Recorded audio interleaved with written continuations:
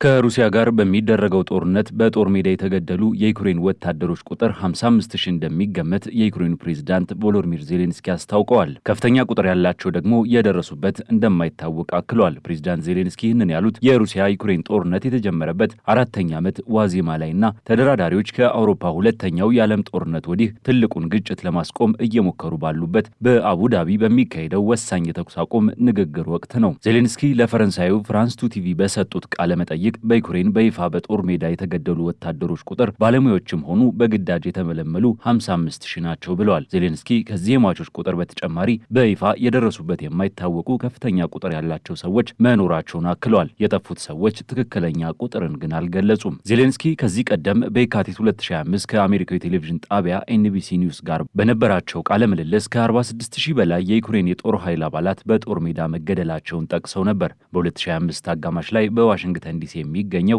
የስትራቴጂና ዓለም አቀፍ ጥናት ማዕከል ጦርነቱ ከጀመረ ወዲህ ወደ 400,000 የሚጠጉ የዩክሬን ወታደሮች መገደላቸውን ወይም መቁሰላቸውን ገምቶ ነበር። ባለፈው ወር የተባበሩት መንግስታት የሰብአዊ መብቶች ክትትል ተልዕኮ በዩክሬን እንደተዘገበው የሩሲያ ጥቃቶች በ2025 በዩክሬን 2514 ሲቪሎችን ገድለዋል፣ እንዲሁም 12142 አቁስለዋል። ይህም በ2024 ከነበረው የሟቾች ቁጥር በአንድ ሶስተኛ ገደማ ብልጫ አለው። ሩሲያም በጦርነቱ ከፍተኛ ኪሳራ ደርሶባታል። በጥር ወር የዩክሬን ጦር አዛዥ ኦሌክሳንደር ሲርስኪ እንደተናገሩት በ2025 ብቻ ወደ 420,000 የሚጠጉ የሩሲያ ወታደሮች በዩክሬን ኃይሎች ላይ በሚያደርጉት ውጊያ ተገድለዋል ወይም ቆስለዋል። በጥቅምት 2025 በብሪታንያ የመከላከያ ደህንነት የወጣ ግምት ደግሞ በጦርነቱ የተገደሉ ወይም የቆሰሉ የሩሲያ ወታደሮች አጠቃላይ ቁጥር 1.1 ሚሊዮን መሆኑን አመልክቷል። ዩክሬንም ሆነች ሩሲያ የራሳቸውን የጉዳት መጠን ብዙም ይፋ አያደርጉም። ነገር ግን በጦር ሜዳ ላይ ያለው የተቃራኒ ወገንን ኪሳራ በንቃት ሪፖርት ያደርጋሉ። ተንታኞች እንደሚሉት ከሆነ ሁለቱም ወገኖች የራሳቸውን የሟቾች ቁጥር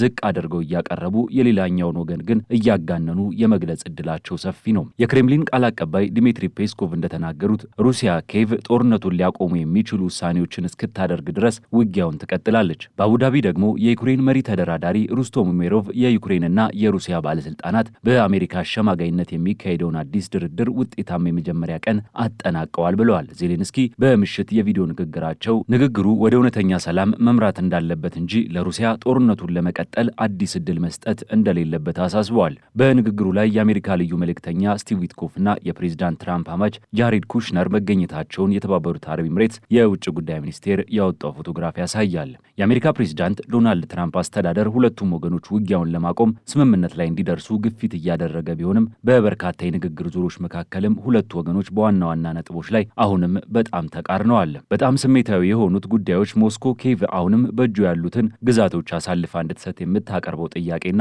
አሁንም በሩሲያ ቁጥጥር ስር ባለው የዩክሬን አካባቢ የሚገኘው የአውሮፓ ትልቁ የዛፖርዥያ የኒኩለር ኃይል ማመንጫ ጣፋንታ ናቸው። ሞስኮ ውጊያውን ለማቆም እንደ ቅድመ ሁኔታ ኬቭ ወታደሮቿን ከመላው የዶንባስ ክልል እንድታስወጣ ትፈልጋለች። ዩክሬን ግን ግጭቱ አሁን ባለበት የፊት መስመር ላይ እንዲቆም እንደምትፈልግ ገልጻ አሁንም በቁጥጥሯ ስር ካሉ ግዛቶች ወታደሮቿን በአንድ ወገን አላስወጣም ብላለች። የሩሲያ ኃይሎች ክሬሚያንና ከ2022 በፊት የተያዙትን የምስራቃዊ ዶንባስ አካባቢዎችን ጨምሮ 20 በመቶ የሚሆነውን የዩክሬን ግዛትን ተቆጣጥረዋል።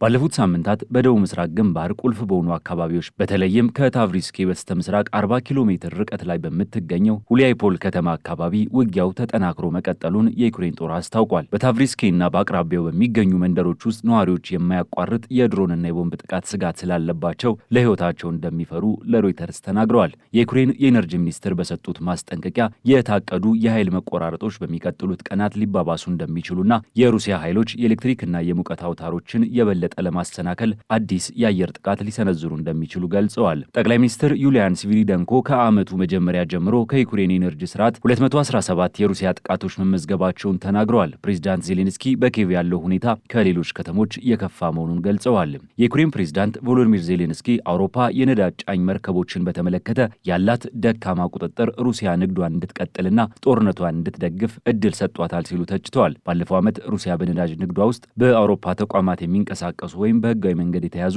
ከ122 በላይ መርከቦችን ማሳተፏ ተናግረዋል። ይህ የሩሲያ የነዳጅ ጫኝ መርከቦች ከፍተኛ ድርሻ ይይዛል ያሉት ዜሌንስኪ አውሮፓ የሩሲያን የነዳጅ ጫኝ መርከቦችን ለመመከት ከዚህ የበለጠ ቁርጠኝነት ባለው መልኩ እርምጃ መውሰድ አለበት ብለዋል።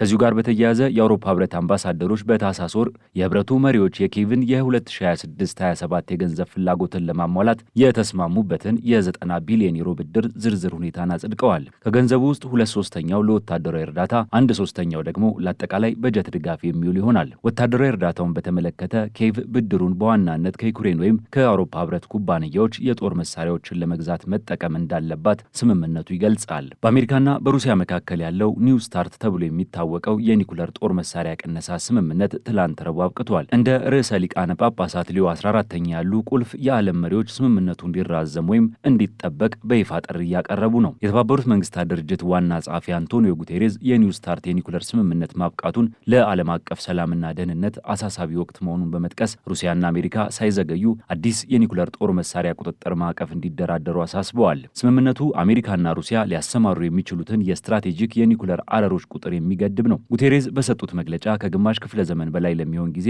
ለመጀመሪያ ጊዜ በዓለማችን እጅግ ከፍተኛውን የኒኩለር ጦር መሳሪያ ክምችት በያዙት በሩሲያ ፌዴሬሽንና በአሜሪካ መካከል ምንም አይነት አስገዳጅ ገደብ የሌለበት ዓለም ገጥሞናል ብለዋል። የ10 ዓመታት የጦር መሳሪያ ቁጥጥር ስኬት መፍረስ ከዚህ የከፋ ጊዜ ላይ ሊያመጣ ይችላል። የኒኩለር መሳሪያ የመጠቀም አደጋ ላለፉት 10 ዓመታት ታይቶ በማያውቅ ደረጃ ከፍተኛ ነው ሲሉ ስጋታቸውን ገልጸዋል። በአሜሪካና በሩሲያ መካከል የተደረገው የቅርብ ጊዜ ሁለትዮሽ ስምምነት በ2010 በወቅቱ የአሜሪካና የሩሲያ ፕሬዝዳንቶች በነበሩት ባራክ ኦባማና ዲሚትሪ ሜድቬዴቭ የተፈረመ ሲሆን በሁለቱ ሀገራት መካከል የቀረው የመጨረሻው የኒኩለር ቅነሳ ስምምነት ነው። ስምምነቱ በመጀመሪያ ለ10 ዓመታት እንዲቆይና በየካቲት 2021 እንዲያበቃ ተወስኖ ነበር። በወቅቱ የአሜሪካው ፕሬዝዳንት ጆ ባይደን እና የሩሲያው ፕሬዝዳንት ቭላዲሚር ፑቲን ስምምነቱ ለ5 ዓመታት እንዲራዘም ተስማምተው ነበር። ስምምነቱ ማብቃቱን ተከትሎ በዓለማችን ሁለቱ ግዙፍ የኒኩለር ኃይሎች በስትራቴጂክ የኒኩለር ክምችታቸው ላይ ምንም አይነት ገደብ አይኖርባቸውም። የክሬምሊን ቃል አቀባይ ዲሚትሪ ፔስኮቭ ይህ ለዓለም አቀፍ ደህንነት በጣም መጥፎ ነው ብለዋል። ያለ ጣልቃ ገብነት ዓለማችን ሌላ ያልተገደበ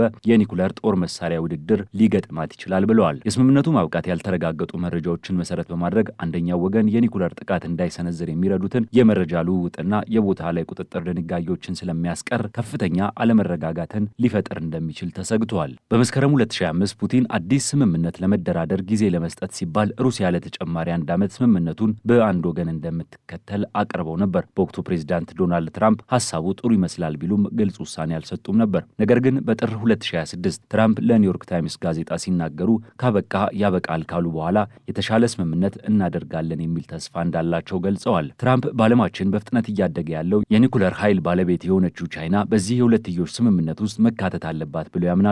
ኒው ስታርት ስምምነቶች ሲጀመሩ ሩሲያና አሜሪካ ተቀናቃኝ የሌላቸው የኒኩለር ኃይሎች ነበሩ። አሁን ግን ቻይና በኢኮኖሚና በወታደራዊ መስክ በከፍተኛ ሁኔታ አድጋለች። ቤጂንግ በአሁኑ ጊዜ 600 የሚገመቱ የኒኩለር አረሮች እንዳሏት የሚገመት ሲሆን ቁጥሩም እየጨመረ ይገኛል። ቻይና ግን ክምችቷ ከሁለቱ ሀገራት ጋር ሲነጻጸር አነስተኛ መሆኑን በመጥቀስ ገደብ እንዲደረግበት የቀረበውን ጥሪ ውድቅ አድርጋለች። በሌላ በኩል የቻይናው ፕሬዝዳንት ዢጂፒንግ እና የሩሲያ አቻቸው ቭላዲሚር ፑቲን በቪዲዮ ጥሪ ተወያይተዋል። ፑቲን የሞስኮ ቤጂንግ ግንኙነት ዓለም አቀፍ አለመረጋጋት በነገሰበት ወቅት ጠቃሚ ማረጋጊያ ምክንያት መሆኑን ተናግረዋል። ዢ በበኩላቸው ሁለቱ ሀገራት የሁለትዮሽ ግንኙነታቸውን የበለጠ ለማሳደግ ታላቅ እቅድ እንዲያወጡ ጥሪ አቅርበዋል። የክሬምሊን ረዳት ዩሪ ኡሻኮቭ እንደተናገሩት ሁለቱ መሪዎች ለ1 ሰዓት ከ25 ደቂቃ የተወያዩ ሲሆን ፑቲን በዚህ ዓመት የመጀመሪያ አጋማሽ ላይ ቻይናን እንዲጎበኙ የቀረበላቸውን ጥሪ ተቀብለዋል።